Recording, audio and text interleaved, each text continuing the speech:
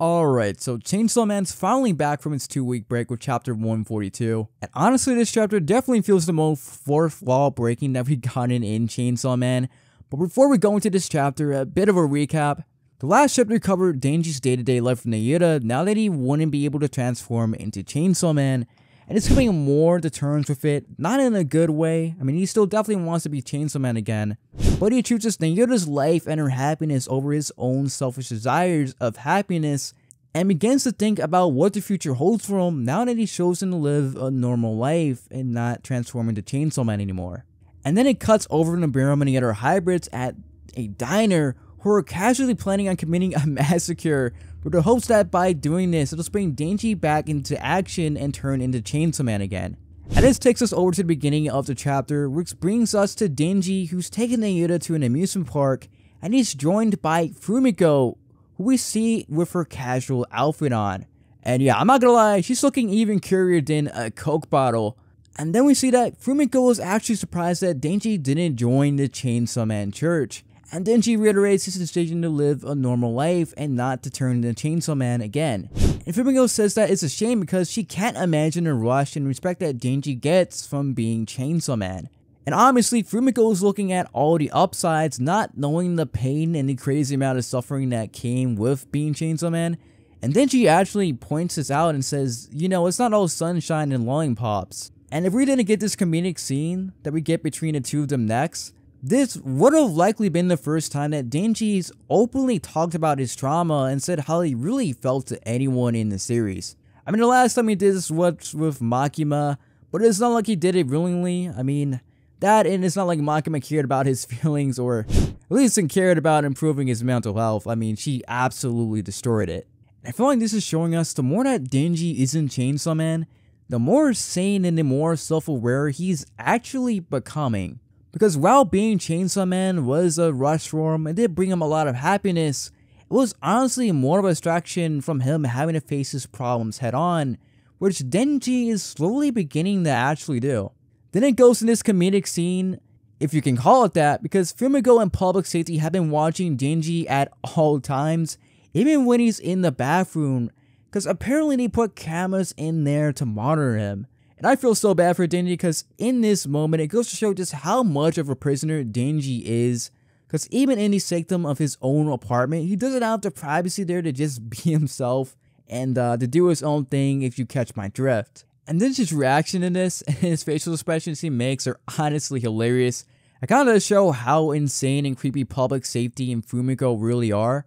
And Denji calls them out for this and stands up for himself and calls out Fumiko for grabbing at him and stalking him. And Fumiko's reply to this is, you know, who wouldn't want a chance to fill up on Chainsaw Man, and that she isn't a stalker, but she's his biggest fan.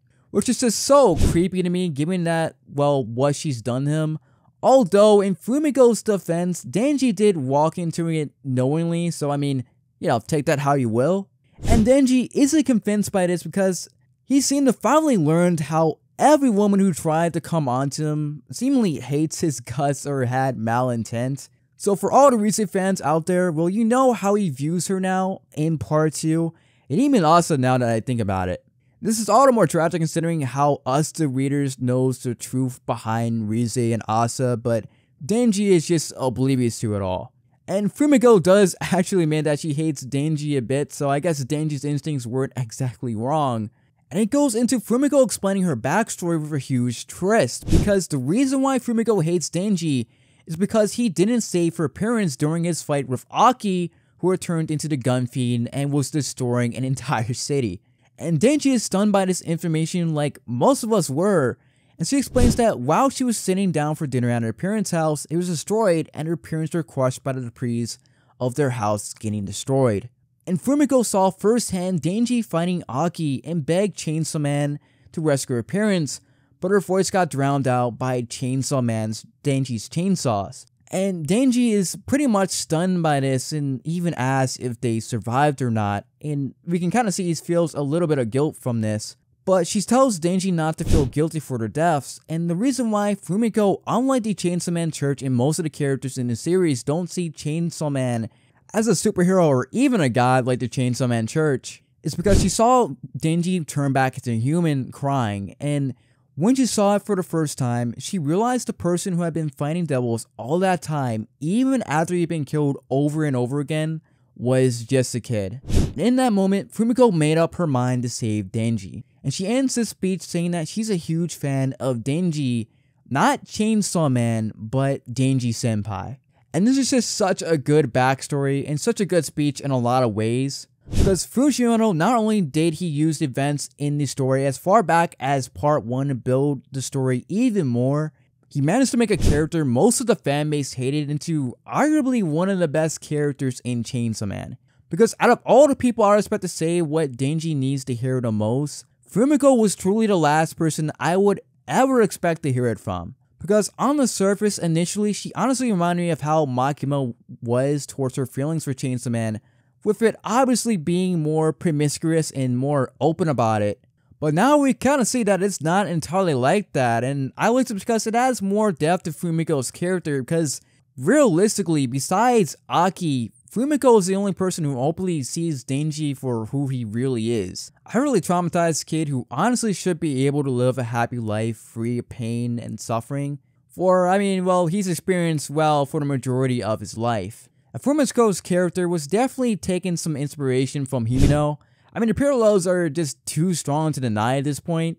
Even the part of the fanbase who say that Denji should get some help or deserve some level of happiness and a chance at a happy life. Now, based on this speech alone, Fumiko's chances of dying are almost 100% at this point. Let's face it, the last girl being Himeno who treated Denji with some level of respect, after she almost seduced him, died almost immediately after in the following arc. So as much as I like Fumiko's character, I don't think she's going to be living really long after this. And Denji takes all of this in, and before we can see him give a response to this and his feelings to this beautiful moment gets interrupted by Biram, who has been listening in on them the entire time, and says that he's a Chainsaw Man fan. And Fumiko looks surprised that he's even there, and that's because he actually managed to sneak past all of the Japanese public safety devil hunters that were stationed there around the amusement park to watch Denji. The way that Biram actually described the Public Safety Commission, it's implied, like Reize, Biram isn't Japanese and is likely from another nation, maybe America, or more than likely the European Union, which makes sense considering that flamethrowers were actually invented in Europe, Germany to be specific, which has actually been featured in the Chainsaw Man universe. And apparently each country seemingly has their own form of a Public Safety Commission, which I always figured they did, but now we actually got a full confirmation on it. And then she asks, what is Biram doing here, considering that Benji and Durham aren't exactly on good terms? After all, Biram did threaten to kill a bunch of innocent people and Asa just to get Denji to transform into Chainsaw Man. And we go into this weird sequence of events with Biram showing his proof of being a Chainsaw Man fan by showing off a Chainsaw Man lighter and just lighting a cigarette and smoking it. As for the next part, Fujimoto must have went on r/Chainsaw Man, folks, because this sounds exactly like how part of the fan base actually does talk. And this honestly does even allude more and more into the theories of Biram not actually being controlled by Makima, and even working with her willingly, because the next part sounds just so much like her. Because Biram asked Denji to listen to his requests. Personally, I want to see Chainsaw Man fighting. I want to see him carving up devils with his chainsaws, getting covered in gore, suffering, struggling, getting killed, and despite it all, returning to life and getting back up again. And I swear the way that Biram looked in one panel, I felt like he was breaking the fourth wall. It was so creepy. But it looks like it's Fujimoto's way of actually calling out people that actually do talk like this. And Denji makes this really serious face. And Biram says moments from now, there will be a devil attack on the theme park's first floor. Just a hunch though, totally not me. And then he goes on to say that if I had to guess, the folks down there will be saying, "Save us, Chainsaw Man." And on a side note, looking at the speech, it's pretty clear that Fumiko and Biram represent the two sides of the Chainsaw Man fanbase. Fumiko representing the ones that care about Denji as a character and want to see him not be abused, manipulated, and traumatized any more than he already is.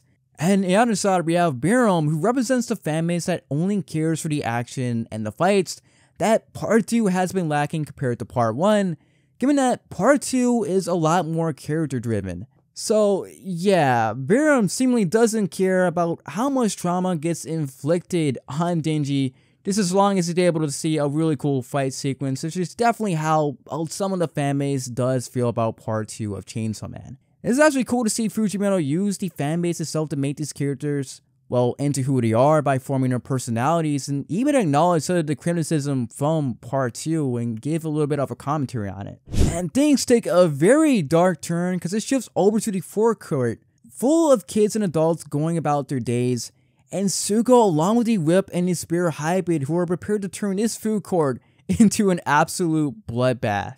And the fact that this chapter comes out on a day that in-universe the Gun Devil appeared in Japan for the second time and Aki died after he committed a major massacre on Japan, this has to be foreshadowing or setting up that what is about to happen is going to be a massacre that could possibly be on the level of the Gun Devils, or possibly even worse than that.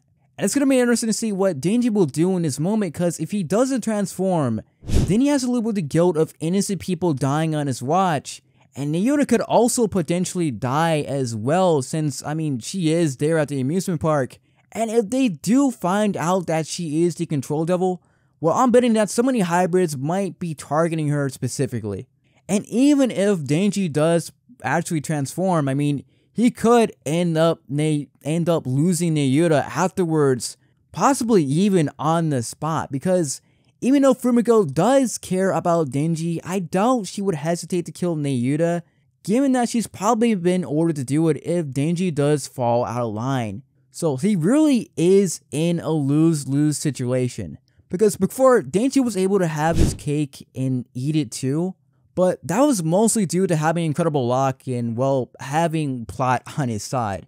But it almost feels like that he's just been put in an impossible situation that I just don't see him getting out of without sacrificing something. But let me know what you guys thought of this chapter in the comments section, and let me know, what do you think that Denji is going to do? What decision do you think he'll make in this moment?